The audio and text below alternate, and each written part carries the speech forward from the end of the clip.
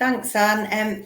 Just a word of warning, when I'm looking at these slides, I can't really mute myself, and I have got a bit of a cough, so hopefully I'll get through without too much coughing. And Anne's going to help me to move the slides on as well. So if you want to move to the next slide, Anne. Well, I was going to start with a bit of an introduction, Angie. You jumped in a bit quick there. So normally I welcome everybody to this week's Friday's webinar. So hi, everybody. We just hit the record button. What we're going to be doing now is we're going to be doing a poll, first of all. And then I'm going to hand over to Angie. So if you bear with me, we'll run the poll first. So let's bring that up.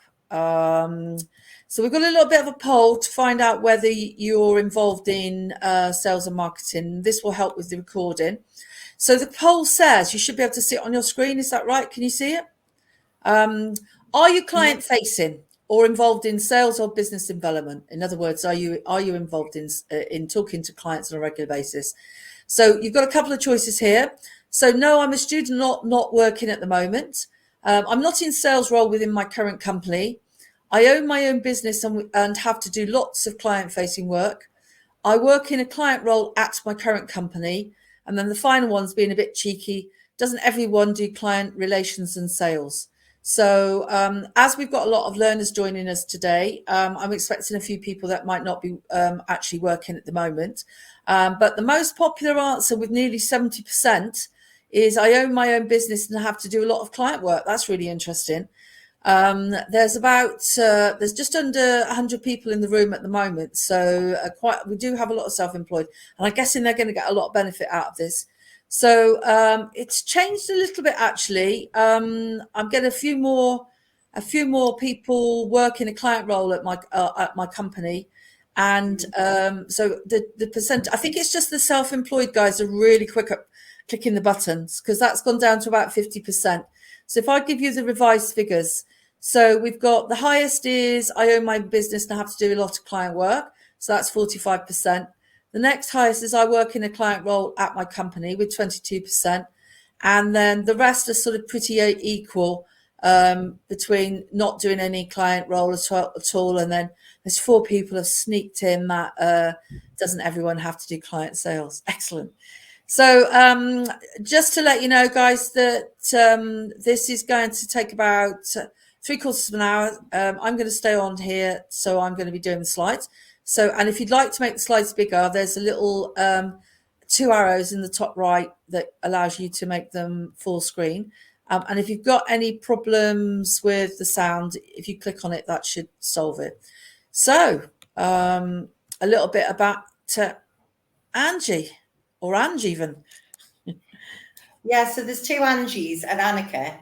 And so there's one Ange and one Angie. So that's how we do it. But yeah, I'm Ange Padfield, and I've been working at Annika for about nearly 3.5 years now. And I love it. It's the best move as far as a career is concerned that I've had. Such a fantastic team to work with. And then I can't, in all my sales career, which has spanned 30 years, I haven't been able to actually sell anything that I don't thoroughly believe in, which is why it's so lucky that I've got this job, because Annika know their stuff. I knew, having dealt with like hundreds of agencies when I used to work for the Leicester Mercury years ago, I deal with agencies on a day-by-day basis, and Annika was the one that stood out to me as knowing what they're doing and having fantastic conferences and events. And so I rang Anne and said, it's your lucky day. I'm going to give you the first opportunity to work for you. And she said, all right then. Well, not that simple. I think you had to interview me first, Anne, but yeah. And I love sales. It is a soft skill, but it is quite a skilled job. And I've sold all sorts of things: furniture, ice cream, gym memberships, advertising, and now digital marketing. So people will probably think, what am I doing in Thailand? So I'm in between properties at the moment. Instead of spending a fortune on renting in the UK, I decided to spend what would be a pittance on renting in Thailand for 6 months until I bought my new property. So can't be a bad life. And somebody's But I'll be asked, back did in the you? expo season, won't I, Anne? That's exactly right. Somebody's asked, did you work at the Leicester Mercury with Jeff Tucker? Jeff Tucker. Jeff Tucker doesn't ring a bell, no. Okay. May have been before my time. I think I joined in 2009 and I left in 20. It was COVID when I joined. So it must have been 2020, I think. So I had 11 good years there. If you want to move on, Anne. A little bit about Annika. So Annika was established in 2007.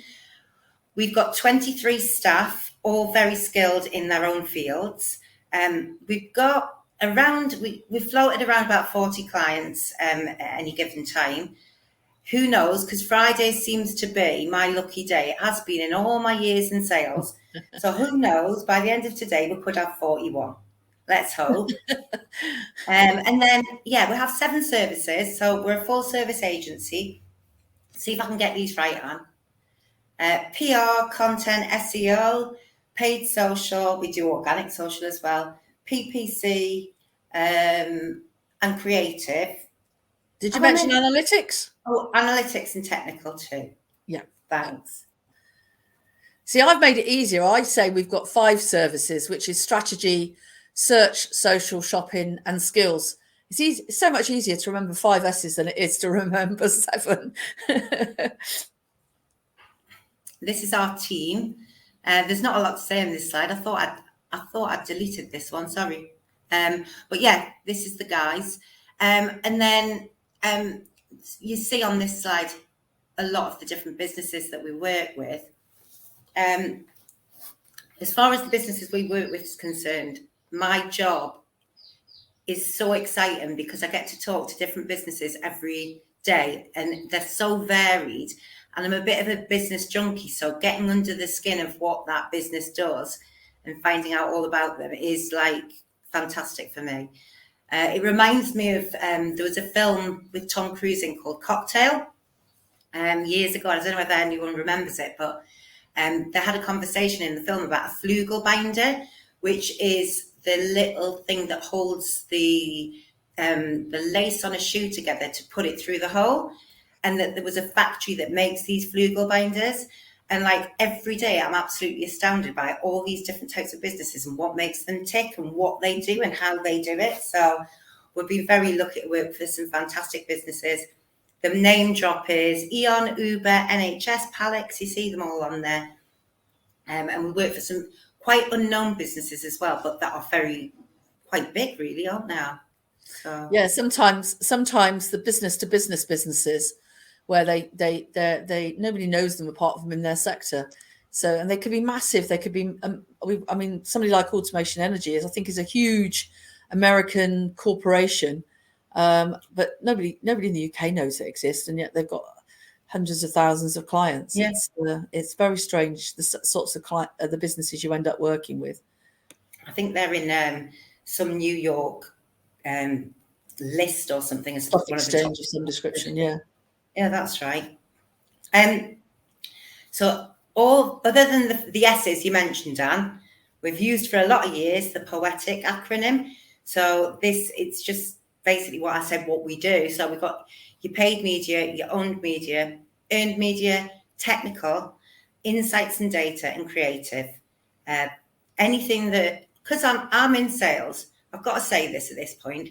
If there's any of these services that you could do with or help with or support with, I'll pop my number in the chat in a little while, and we just give me a ring and we'll help you with them.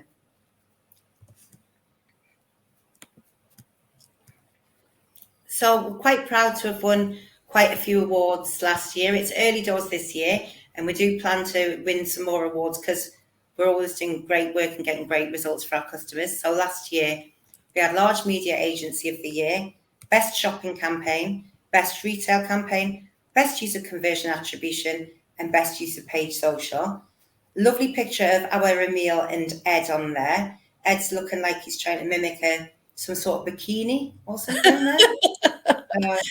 They were very drunk at the time, weren't they? They got the Mickey taken out of them because they had kept on having to go up to get all these awards. So yeah, it was quite funny. Okay. So moving on to the main body of the actual webinar.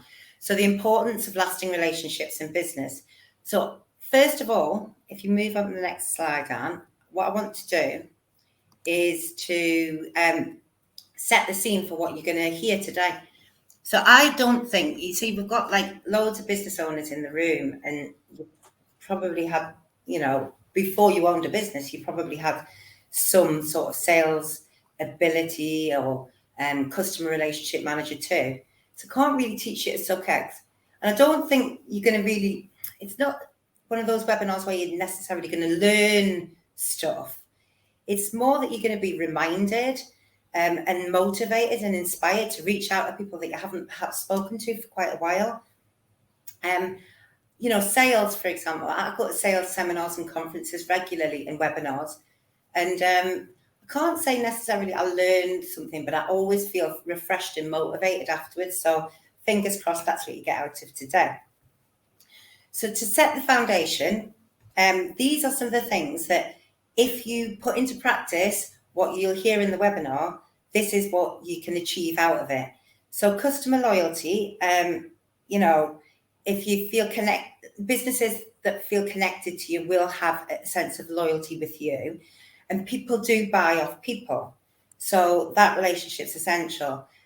You'll get repeat business, you'll get a reduced churn, and it's easier to obviously keep a customer than replace one. And that'll, at times, it could either reduce your marketing spend, or if you continued marketing, it achieves the growth of more employees in your business.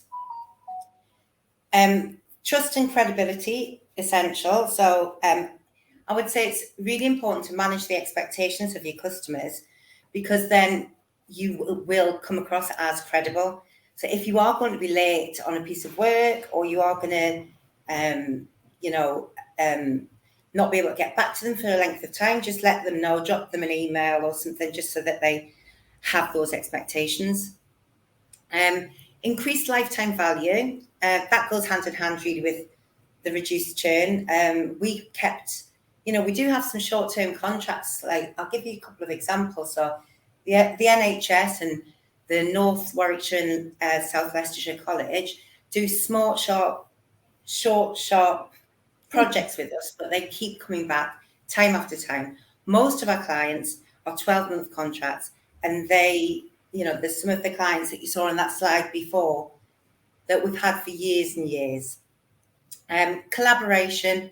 So when we're talking about relationships and building relationships, it's not necessarily just with clients, it's with partners, prospects, employees and staff in your team.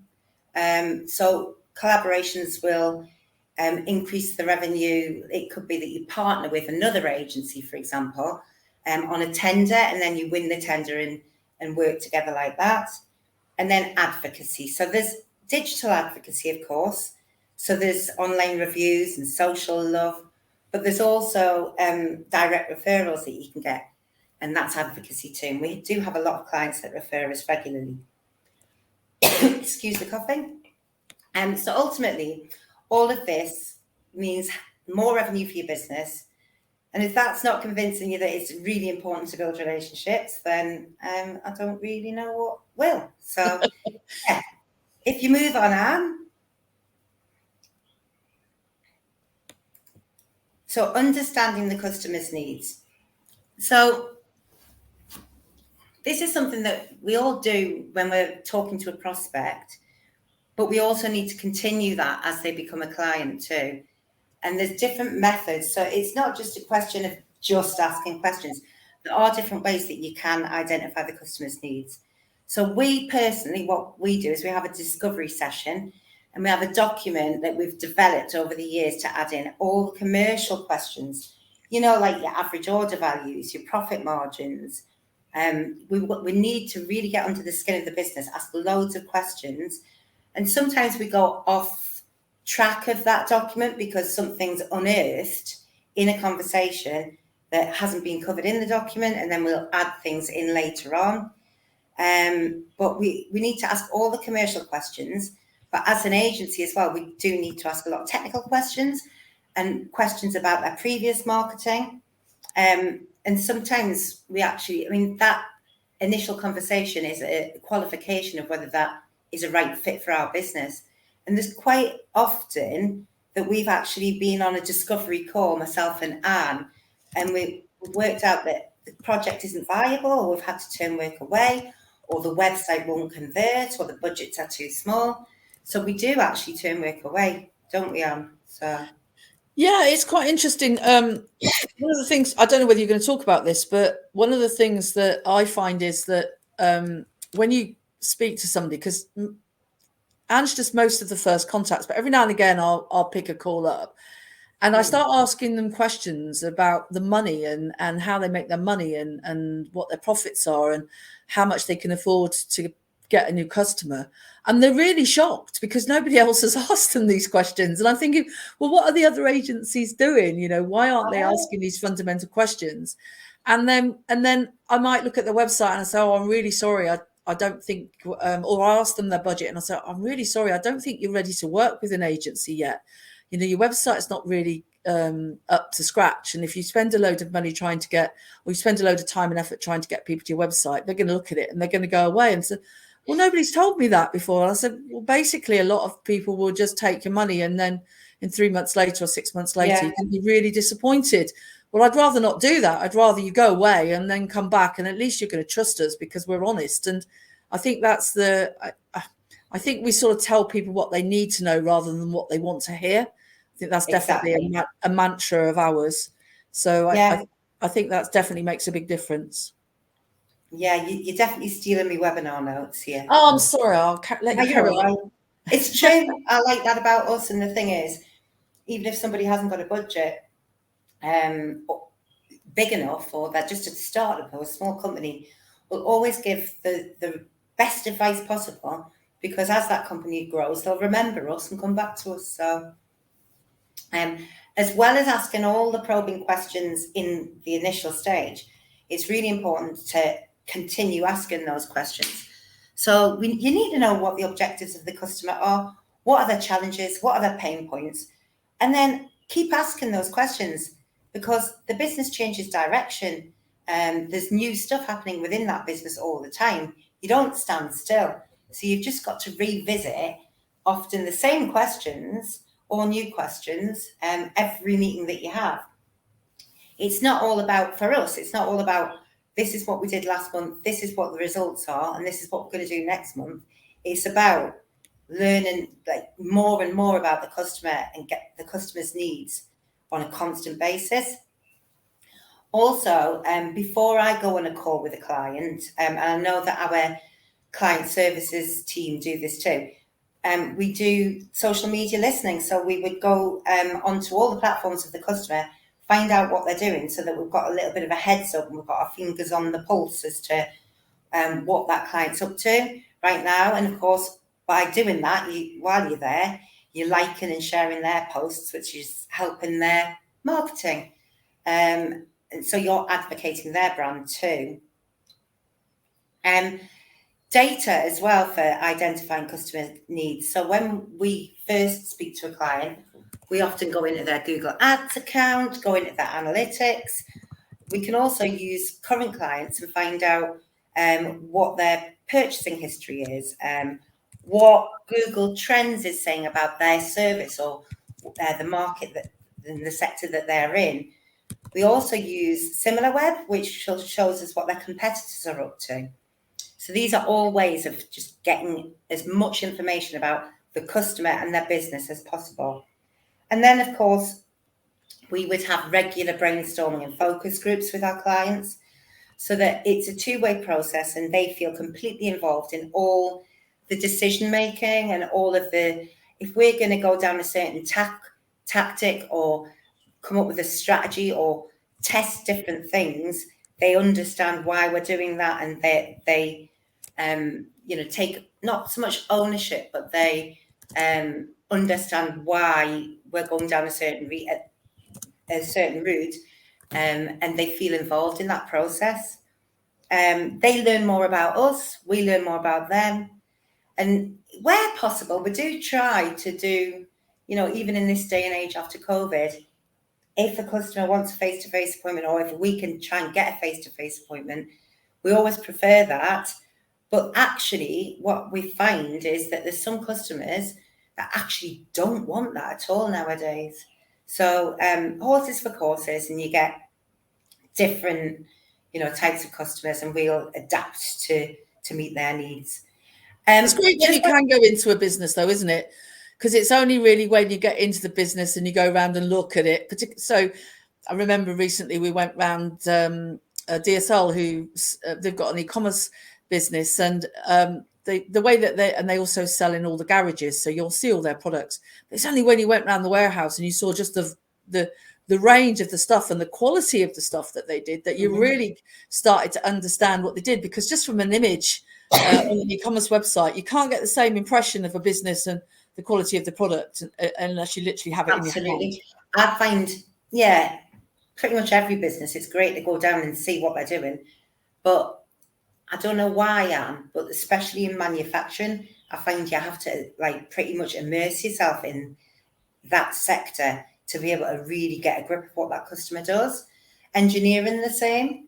Yeah. But B2B is my favourite. But as far as Annika is concerned, we look after e-commerce clients, B2B, the whole lot. But it's great to get face to face if you can.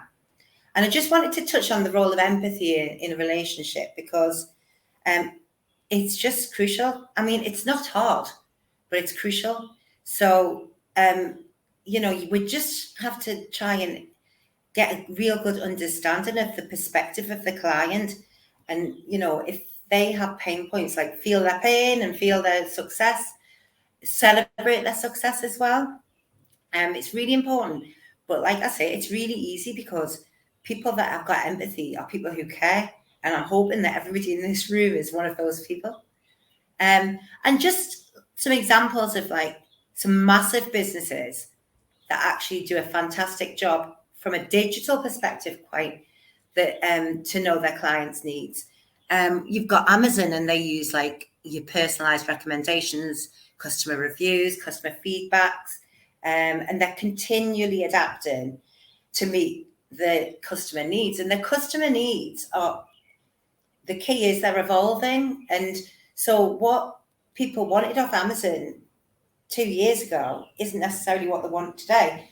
So this feedback that they're getting, it's changing all the time. So it's important when getting to know your clients, where their perceptions change and where their needs change. Netflix is another one, very good. Airbnb, HubSpot have got their feedback is the center of any product development they do. And I'd probably get shot if I didn't mention Annika's pretty good at it too, isn't it? So we do regular surveys. We have regular client meetings. We obviously are engrossed in our data, so we're always looking at the data. I'd say we're pretty good at that. If you move on, Anne. Yep, no problem. Thank you. Or again? Yeah, please. So communication methods. It's just people think, well, you just talk to people, don't you? You just ask them questions. But there's actually strategy and method to it, if you think about it. I love this meme. It reminds me of my MD. So let's communicate with funny memes instead of actually talking to each other. So Darren's our MD, and so he's the managing director, but I call for me, personally, he's like the IT manager on top. So if I've got a problem with anything, if I've got a spreadsheet or something I can't work out on PowerPoint, I just send Darren on Teams a help meme. And I think I've gone through every help meme going. And it's always I've run out. And similarly, when we get a sale, if you work in a business with quite a few staff, when we get a sale, we've got a bell in our office, but we don't, obviously we're all working from home a lot more now. So I have to send my bell memes, and I'm pleased to say I've run out of bell memes too. So I must be doing something right. But yeah. So actual methods of communication and strategies of communication. First of all, this sounds daft, but active listening. So like you'd think, what's active listening? Isn't it just listening? But no, because there's a thing such as passive listening. So I've had this experience times in meetings, especially on video calls. So I'll be on a video call and I'm sharing my screen, and it's obvious that the person on the other side of the call, or some people on the call, won't be looking at my screen. They'll be doing work in the background, or they're looking at something else, or they're trying to, even if they're trying to look at something that's going to benefit the meeting, if they're doing something else, they can't concentrate on what I'm saying. And that could be the other way around as well. So if a prospective client is talking to me and I can't see their face because I've got it on another screen, then I can't get those nuances of exactly what they're trying to portray and get across to me. So it's really important to like give them your full attention. And then when they're asking questions as well, what I would say is you're not necessarily going to have all the answers straight away. So for example, with digital strategy, they want to increase their business and we want to help them, but there's no way I can be on a call and like have all the answers as to how we're going to help them straight away. So it's not necessarily the case where you have to answer all the questions. It's good to reflect before responding to them. So also clear and concise communication. So I don't know whether you guys know the acronym. I couldn't think of it the other day. And like I say, I always ask Darren.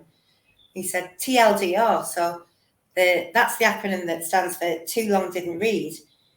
So always try when you're communicating in email fashion, and this goes for your email marketing as well, to keep that communication really concise, and yeah, less the jargon. Try and be quite layman with it.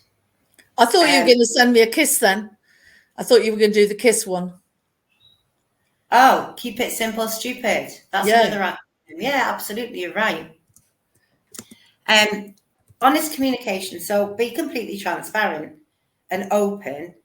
And going back to what Anne was saying before, sometimes you're going to have to be blunt, tell the truth, and that might be painful, and it might.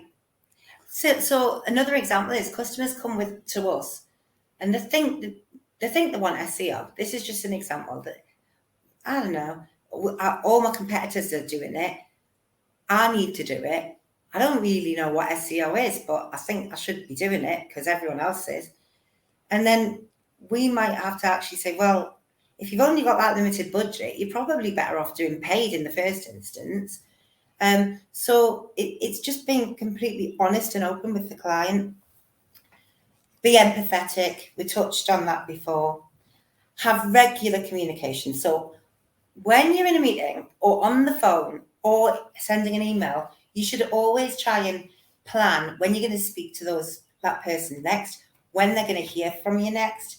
And also that helps them to know, because you've managed the expectation and they know that that's when you're going to speak to them or email them or call them.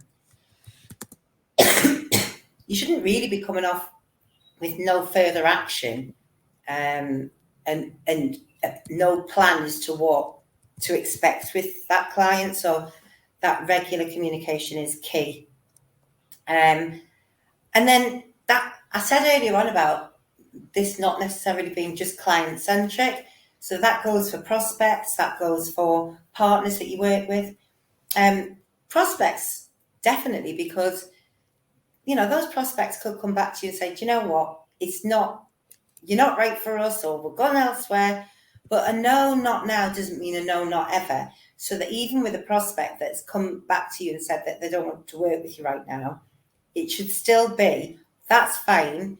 I'm going to touch base with you in so many months' time just to find out how things are going. And I hope whatever you're doing is successful for you in the meantime. So yeah, we should always be touching base with prospects as well as clients. And then it's important to explore the best channels for communication by just asking those questions. So I think it's still the case, I might be wrong, but the county council used to have to use Skype up until, I know, at least last year. So they wouldn't use Teams, they wouldn't use Google Hangouts, anything. It had to be Skype. And then other people just know certain softwares better. So some people prefer Zoom, prefer Teams. The more corporate the business, it tends to be more Teams. We actually, as a business, use more Teams than Hangouts. But it's just ask the question, because if it makes life easier for the client, then that makes them a happy client. And then where am I? Oh, messages as well. So I personally, I don't leave voicemails because I don't tend to listen to voicemails much anymore. So this is like a way it's evolved in a way. So I'll WhatsApp my clients, Messenger and regular message, but maybe ask them, would you like me to contact you by WhatsApp? What's the best message chat method as well? I wanted to come back to what you said about timings and things and expectations, because apart from the one we were talking about a little bit earlier, my other mantra is that you shouldn't over-promise or under-deliver. So, for example, a lot of people say, I'll get you the proposal by Friday, end of play. And Yeah. I'd never say that. I always say I'll get it for you for Monday morning, because they're not going to look at it on Friday end of play. And it puts unnecessarily pressure to get you to get it out at that point. And quite often, because my life's so hectic, I end up having to do stuff, my paperwork at the weekend. And I was a just lot going of to say you, that. You say that particularly because you graft all weekend. yes, that's true. But it just Yeah. gives me the flexibility that if I haven't had the time, but also I don't want to be calling them at 4 o'clock on a Friday night and say, oh, I'm really sorry. I had 10 meetings today and I haven't made it. Whereas I know that I'm never going to let anybody down if I promise it for a Monday morning. And if you know your job well enough and you know how long things take, you should be able to give quite an accurate expectation as to when they should get something. And if, we all have it where we are late with stuff at times. We're human, for goodness sake. So, but as long as, for me, if I was going to be late on something, I'll tell them before the deadline that it's going to be late, rather than just say nothing. Manage everything as well you can. And that is one of my points for communication, is like to be timely.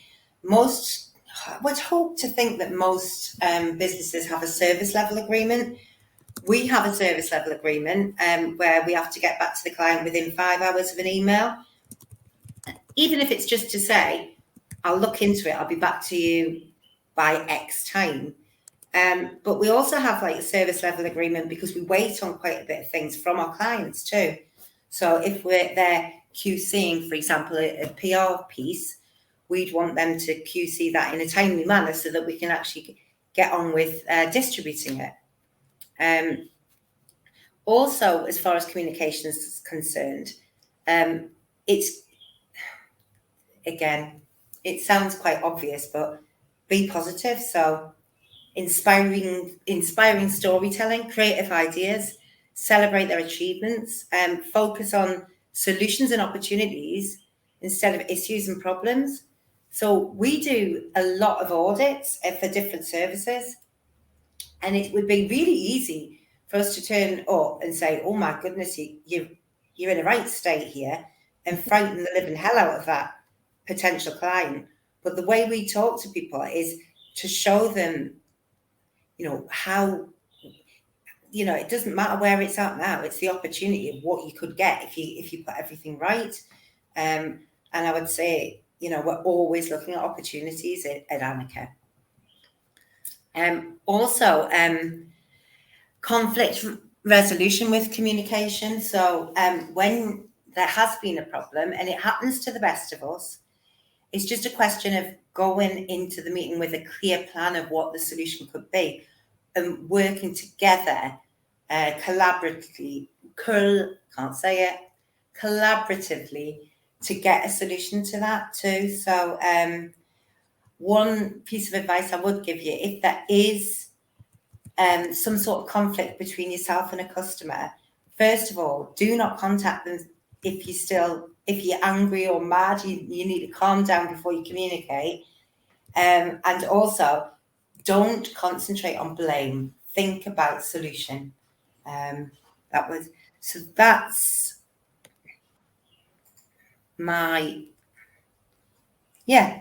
that's what I have on communication methods and strategies. So if you move on, Anne. Okay, bear with me.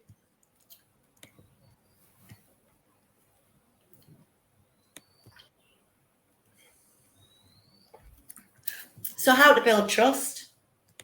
It's a funny one because Geordies, I'm a Geordie, and I think the further north you get, we've got this habit of like trusting everyone until they prove otherwise. And I feel like the further south you get, it's a question of you've got to gain the trust in the first instance, where we just trust automatically as Geordies.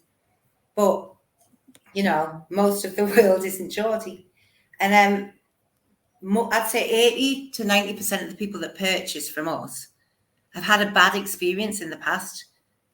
I hear the word cowboy a lot, you know, and you know, these people that have spent fortunes on the marketing and they've had such a bad experience. So it's so important to build that trust when, you know, I'm sure that when they spoke to another agency, when they started their marketing with them, they believed them too, but obviously they didn't do the job. So there's some just tricks of the trades on how to build that trust.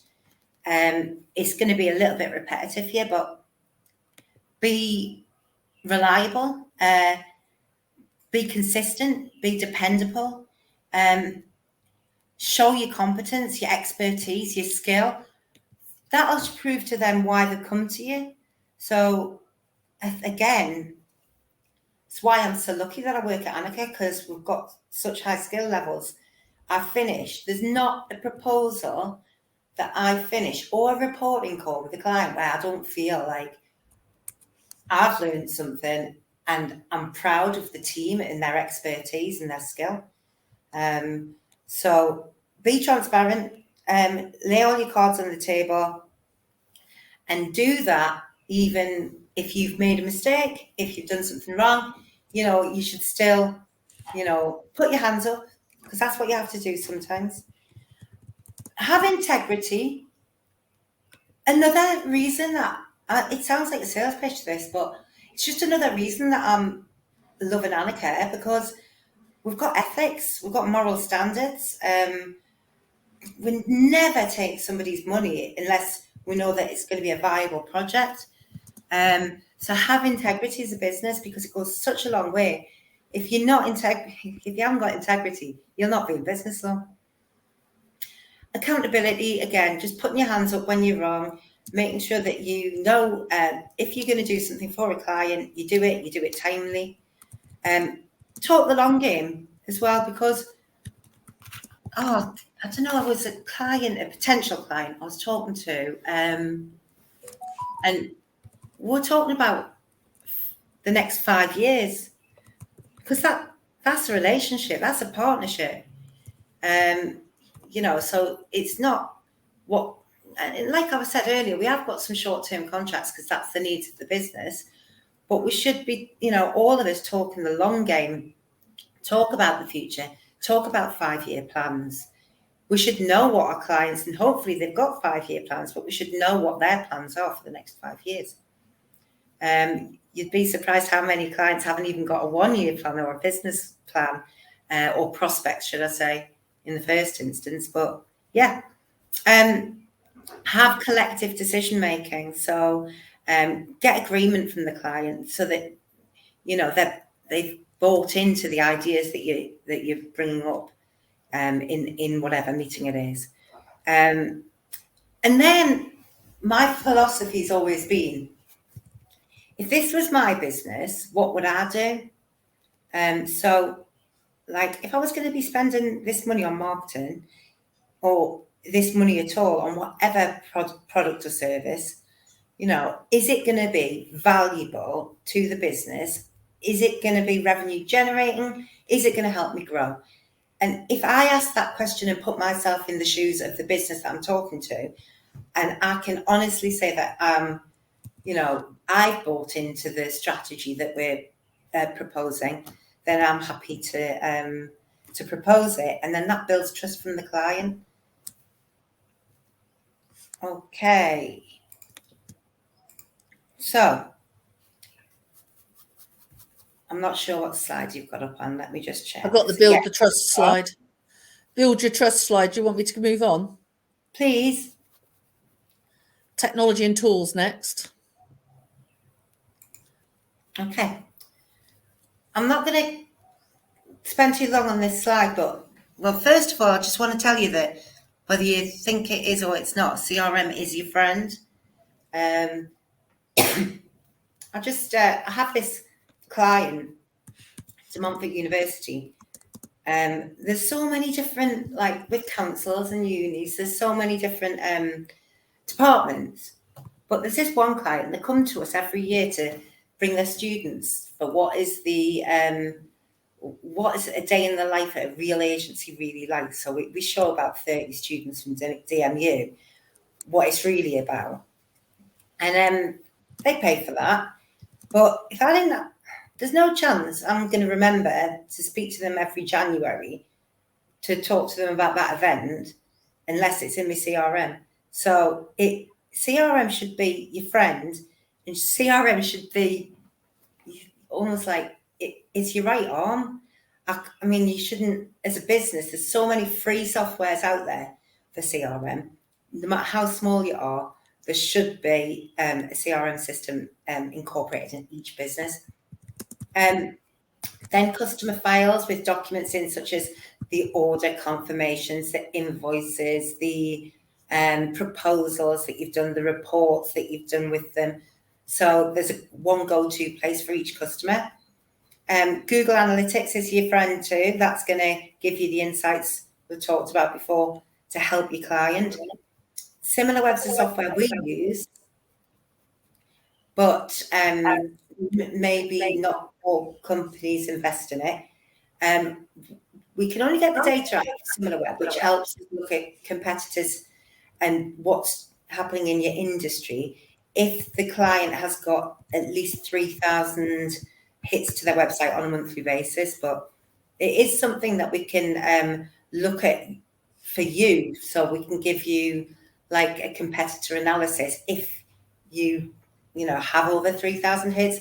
So you're more than welcome to get in touch after the webinar for us to help you with that. Buying habits data, so we can use Sage or whatever invoicing software we use to get that out. Another method of communication that I haven't mentioned is chatbots. And really good for, websites. We've got one on there on our website. Trello and ClickUp. So it makes sure that these are softwares where we can put in the actions that we're supposed to deliver with dates. And we use ClickUp personally, and we've got ClickUp Police in Annika, so that if something's not done in the timely manner, the ClickUp Police will be knocking on your door. Zoom info, that's another, I don't know whether you want to touch on that as far as relationship building is concerned, Anne, like how we we currently use SharpSpring. We've got Go High Level, but there's HubSpot, and there's loads of I've just put a link to an article on free CRM, customer relationship management software. Zoom info is more buying the data and having the ability to search. So instead of just going to somebody like Experian, say, can I buy a list off you of 2,000 marketing managers in the food industry, or going into LinkedIn and trying to do a search and then connecting them. This allows you to buy that data, but it also has got the functionality to send emails. but it's not cheap. And you've got to be using it every month to really get the benefits out of it. The advantage of it is you can set some automation up. So you can set up automation of anybody that comes to your website. You can sort of send an email to people from that company. But it is quite a big investment. And I think for the majority of you particularly the learners that are on the current course, you'll probably find that you won't be able to afford that yet. And you're better off paying something like $50 and getting a paid version of Sales Navigator in LinkedIn. That would be a better investment. I'm just conscious of time, Anne. So if you don't mind just moving on to this slide that says, how do you know if you're doing okay at this? So, yeah, the thing is, you probably all think you build relationships and you concentrate on relationships and you're great at it, because I think I'm great at it. But how, that's my perception of me, and what other people's perception of me is could be completely different. So there's got to be like a way to actually work out, are you doing okay at this? And then I was just wanting to sort of touch on measurement and how you can measure certain things that you can do to measure how you're doing well.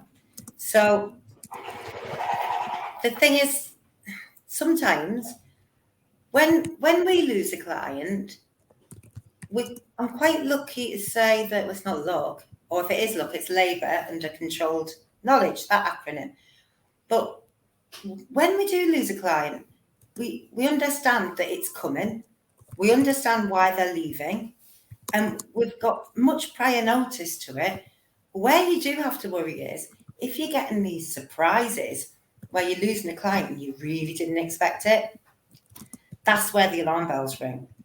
So what some of the methods of measurement to actually work out whether you're doing well at this, looking at the revenue, of course, look at the churn, look at the average customer retention.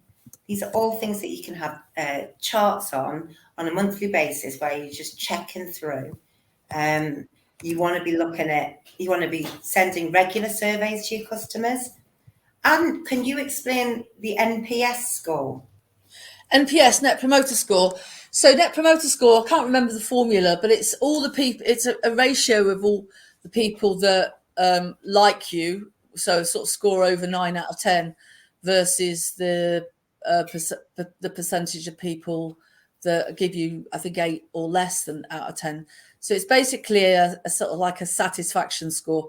But what I'll do is I'll go and Google it and stick it in the chat because I can't remember the exact number.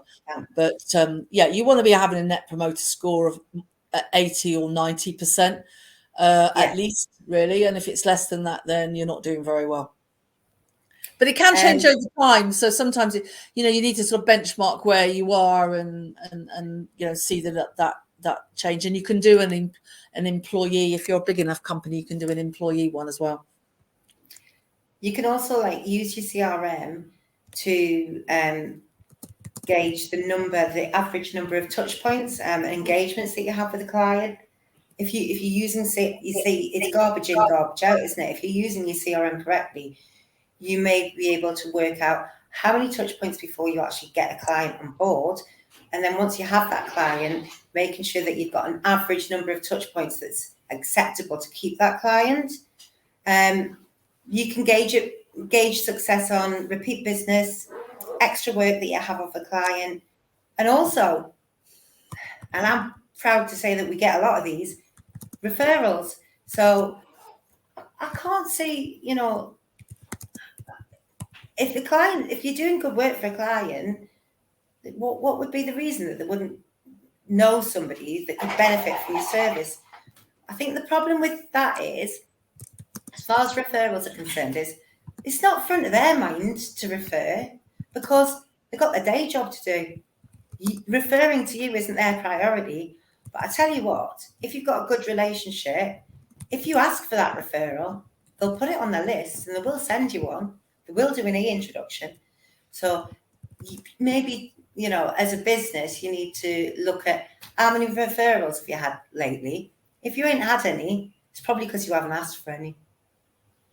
And then I just wanted to finish off by telling you a little bit about the relationships that I'm a bit proud of, to be honest. So I started by explaining that I've been in sales for 30 years.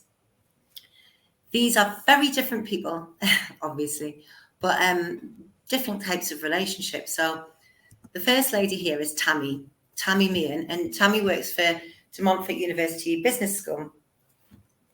When I first met her, it would have been in 2010, there or thereabouts, and she'd only just moved to Leicester from rugby, and she didn't have a network at all. She didn't know anyone. I spoke to her from the Leicester Mercury to talk to her about the business school's advertising. And now she's actually one of the best connected people I know. From nurturing that relationship, we worked together when I was at the Leicester Mercury. The DMU Business School was a business partner of ours. We worked on the Innovation Awards together. We worked on the Business Festival together. We've gone to various award ceremonies together. We're always networking together. Not while I'm in Thailand, but I still ring her on WhatsApp about once every fortnight or so. She's constantly keeps me in the loop with what's happening in the Leicester business world, because she's got a finger on the pulse, and she's always sending me leads, or you need to go to this, or you need to do that.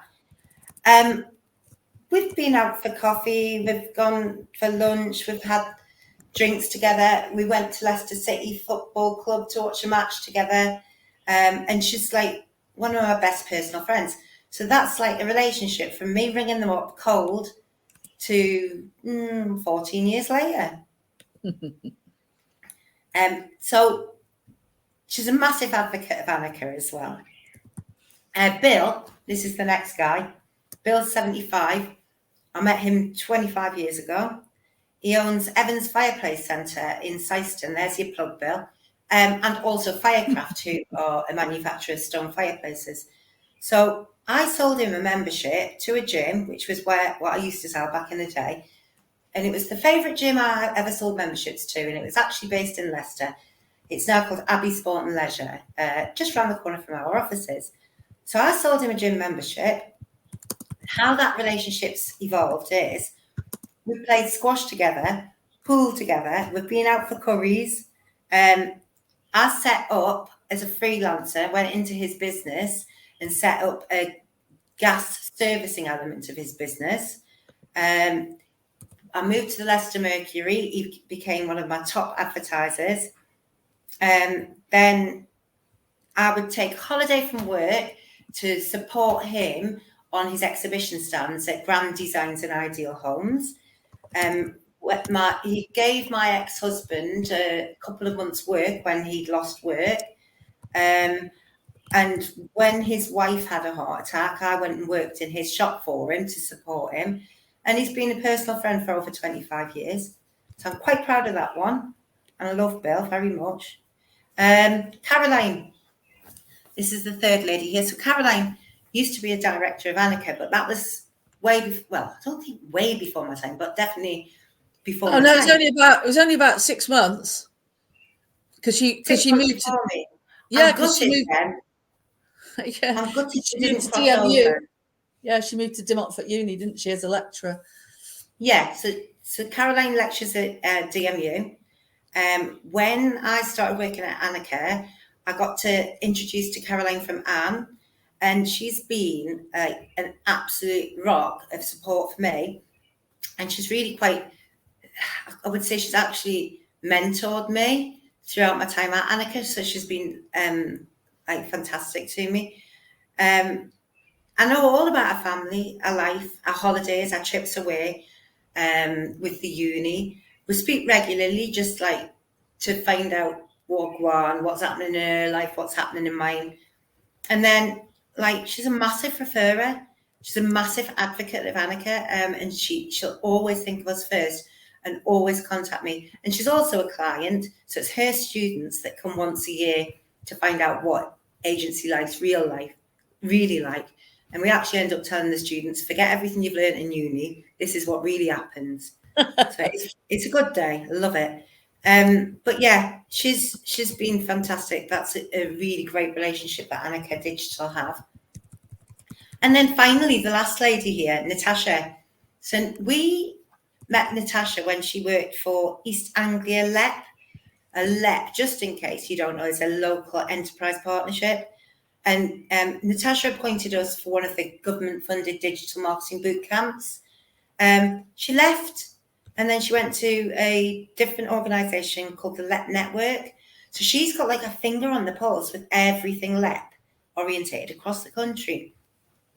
And we keep in touch. And unlike the other three guys, like Natasha's like really hot on getting back to you on LinkedIn. I know this, so this is how we communicate.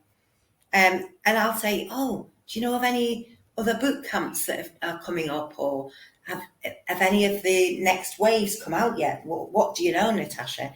And she sends us everything she knows. And then we've won business off the back of that. I think it was Lincolnshire was the last one we won, wasn't it, Anne? Yeah. Yeah. And then the LEPs are going to be dissolved soon. And then Natasha's going to be able to tell me what the different strategies for the different cities and counties are, because she'll have her fingers on the pulse so that we can keep abreast of everything that's happening in the news. So these were just like some examples of relationships. And we've got a minute, and I didn't know whether, Anne, you wanted to give an example of your own. Well, there is a little bit of a secret, because Caroline and I have been friends for over 25, well, more than 25 years now. It's probably nearly 30. We actually worked together when before Annika even existed, when we had a property website, and she was writing. She's actually from a PR and content background, but we brought her in to set up the PR team at Annika. So that relationship goes back way, way back. One of the ones I wanted to mention was, because I used to do a lot of training through the e-business club, which then became it was EU funded money through the Chamber of Commerce across the East Midlands and Leicester and Nottingham, etc. And I was doing that for, well, even before Annika existed. So Annika's 17th birthday in 2 weeks' time, or 3 weeks' time. And I was doing the training even before then. And I met a girl called Sveni, who is often on these webinars. And we managed to get and I've got a life science background, so I used to work in a lot of science and medical research. So she sort of knew that, and she was working for Merck Biosciences, which is a massive company, and they had one of their offices was based in Leicester, and we did a load of Google ads for her. And then she worked for Experian and moved to Experian, and the Merck work went back to their head office in the States, so we lost that before she left. And then when she moved to Experian, she did various jobs and gradually moved up to head of digital. So I think that was around 13 years ago, maybe more. And we've had various contracts with Experian all of the time, and we're doing some work there. But the interesting thing is the number of people from Experian as a result of meeting Sveni that we still work with, because we work with a guy called Tony Nestorov, who now is in Czechoslovakia, working at Avon in Czechoslovakia, and we've done some work with him. Richard, who went on to work with Eon, and we've been doing a loads of work with him. So it's that sort of network that came out of training 13 years ago, and all the sort of tendrils of how that's come through. And these have been clients, and it was that chemistry of liking the fact that I really knew my stuff and made an effort to keep up to date. And they said that they found that, and the fact that I always got a really good team, and the team that I only employed people that knew more than me or knew as much as me, which they liked. And also the fact that we sort of were very proactive. So doing things like the webinars and always coming to them with the ideas. Oh, have you thought about, I'll give you a good example. GA4, we were talking about 2 years before GA4 came out, which is Google Analytics 4. And at the moment, Google's announced that you've got to get your cookie consent policy sorted. Otherwise, your Google ads are going to close down. And not only that, all your old Google Analytics is all going to finish in July. So we're proactively contacting clients saying, we need to fix this, when actually a lot of agencies aren't even talking about it. So I think that sort of tendril and trusting you because you know your stuff, and also trusting you to act as a sort of an extension of the team has been secret of our success, really. So yeah, good things came out of, you know, just training and meeting people, and then as their career changed. Oh, and then she went to, as Fanny went to Cambridge and Counties, which we also work with. So I'm not sure what she's doing at the moment. So it's the amount of people that we've worked with, Experian, because you know the ones you know, and I can't think off the top of my head, but the amount of staff that moved on elsewhere and just come straight back to us to want to work with us is unreal. Yeah, no, it's been really good. Testament to us. Well, look, that's everything from me, and we're at 10 o'clock. Yeah, I know, but I need to get people to give you a bit of a review because that was brilliant. And I've had lots of comments saying they've been on really expensive training courses and they still haven't got a clue, and they've learnt more in 50 minutes or 40 minutes than they had. So hopefully you can give Angie a Google review. And we've also got, if you don't want to log into Google reviews, they're all a bit of a pain. You can also go to reviews.io. It's a little bit easier. You might find the second one a little bit easier. I do need to change this graphic, or we need to get Gurpreet to change this graphic because we're over 400 reviews now. The only other thing I was going to mention is we've got a pretty full program of webinars every Friday. In a couple of weeks, I'm also going to be doing a chat GPT with a chat GPT workshop, which is going to be a paid workshop. So if any of you are the students that are currently on the course that we started in September and the current course get the chat GPT workshop, they don't have to pay, that's free. But if any of you are interested in a day's workshop on how to use chat GPT and make it much more practical, Friday the 23rd, it's going to be 100 quid reduced from £500. In the morning, it's going to be myself. I'm going to be focused on practical prompting, as it's called.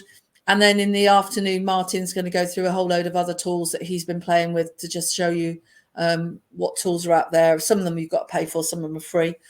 So if you're interested in this, if you want to click on there, it will just go to the feedback form, that we haven't set up a landing page for it yet. But by clicking on that button, we know who you are, so we can contact you separately. Cool. Anything? Just put my email in the chat, just in case. I quite like these interactive ones, although unfortunately I often want to say the same thing as you because we've got the same values when it comes to selling and only selling things you believe in and stuff. Oh, God. Brilliant. Right. Thanks very much, guys. Everyone for attending. Have a lovely weekend. And you'll get the recording in about an hour. Okay. Yeah. See you later. Thank you. Bye. Bye.